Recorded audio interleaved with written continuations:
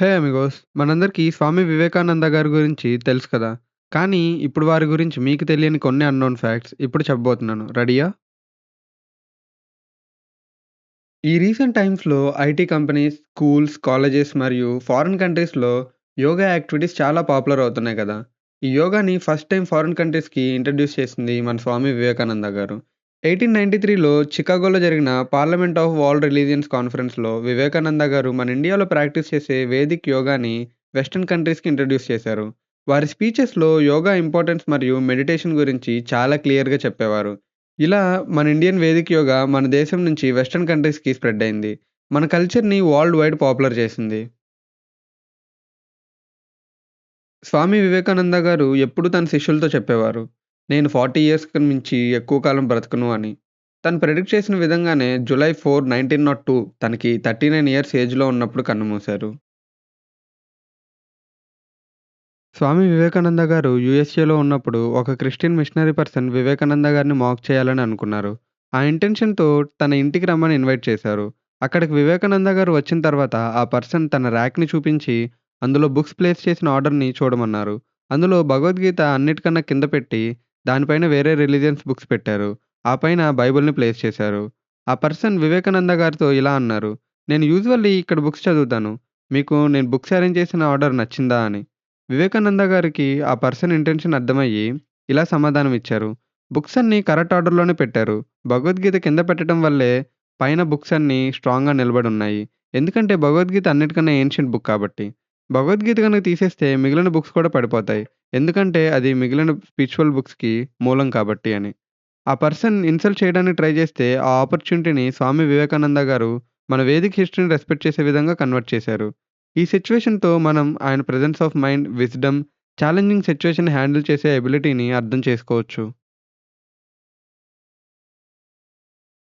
ఒకసారి వివేకానంద గారు ట్రైన్‌లో ట్రావెల్ చేస్తున్నప్పుడు, ఆ ట్రైన్‌లో కొంతమంది అమ్మాయిలు వివేకానంద గారి వే ఆఫ్ డ్రెస్సింగ్‌ని ఆట పట్టిస్తూ ప్రాంక్ చేయాలనుకున్నారు.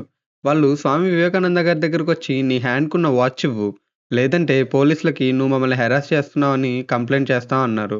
వివేకానంద గారు సైలెంట్‌గా ఉండి డెఫ్ పర్సన్‌లా యాక్ట్ చేశారు. ఆ అమ్మాయిలకి సైగ చేసి చెప్పారు.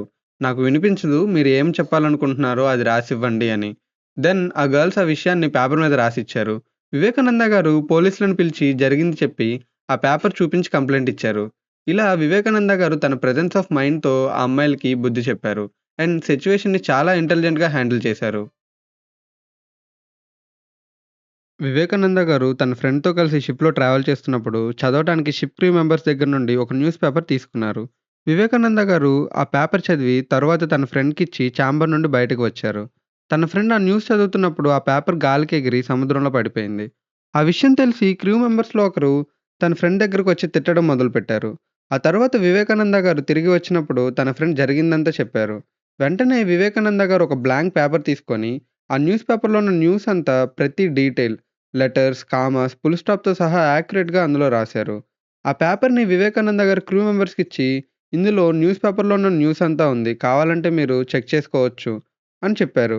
దీంతో ఆ క్రూ మెంబర్స్ షాక్ అయ్యి స్పీచ్‌లెస్ అయిపోయారు.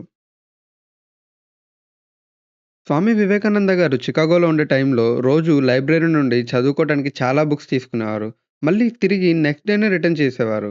ఇది కొన్ని డేస్ గమనించిన లైబ్రేరియన్ అసలు నువ్వు బుక్స్ అన్ని పూర్తిగా చదవనప్పుడు ఎందుకు ఇన్ని బుక్స్ తీసుకోవడం అని ప్రశ్నించారు. అప్పుడు స్వామి వివేకానంద గారు కామ్‌గా ఇలా రిప్లై ఇచ్చారు. నేను అన్ని బుక్స్ చదివాను అని. లైబ్రేరియన్‌కి ఆ మాటలు నమ్మకం లేకపోవడంతో తను ఒక బుక్ ఓపెన్ చేసి రాండమ్‌గా ఒక పేజ్‌లో ఉన్న కంటెంట్ అడిగారు. వెంటనే వివేకానంద గారు ఎగ్జాక్ట్ కంటెంట్ చెప్పారు. ఆ లైబ్రేరియన్ షాక్ అవ్వడంతో పాటు చాలా ఇంప్రెస్ అయ్యి, మళ్ళీ ఇంకొన్ని క్వెషన్స్ వేశారు. వివేకానంద గారు అన్నిటికి పర్ఫెక్ట్ ఆన్సర్స్ ఇచ్చారు. వివేకానంద గారు అన్నిటికి పర్ఫెక్ట్ ఆన్సర్స్ ఇవ్వడంతో, తను వివేకానంద గారి ఎక్స్ట్రార్డినరీ మెమరీ పవర్‌ని అడ్మైర్ చేశారు. ఇలా స్వామి వివేకానంద గారు తన నాలెడ్జ్ అండ్ మెమరీ పవర్‌తో అందరిని ఇంప్రెస్ చేసేవారు. స్వామి వివేకానంద గారి రియల్ నేమ్ నరేంద్రనాథ్ దత్త. ఇది అందరికీ తెలుసు కదా! కానీ ఆయనకి వివేకానంద అని పేరెలా వచ్చిందంటే, తను ఇండియా మొత్తం పర్యటించేటప్పుడు రాజా అజిత్ సింగ్ అనే ఒక రాజుని మీట్ అయ్యారు. ఆ కింగ్‌ని సెకండ్ టైమ్ మీట్ అయినప్పుడు నరేంద్రనాథ్ దత్త గారికి వివేకానంద అని పేరు సజెస్ట్ చేశారు. వివేక అంటే జ్ఞానం, ఆనంద అంటే హ్యాపీనెస్. వివేకానంద అంటే జ్ఞానాన్ని అందరికీ పంచే వ్యక్తి అని. ఆ పేరు నరేంద్రనాథ్ దత్ గారికి నచ్చటంతో ఆయన అప్పటి నుండి వివేకానంద అని తన నేమ్‌ని చేంజ్ చేసుకున్నారు.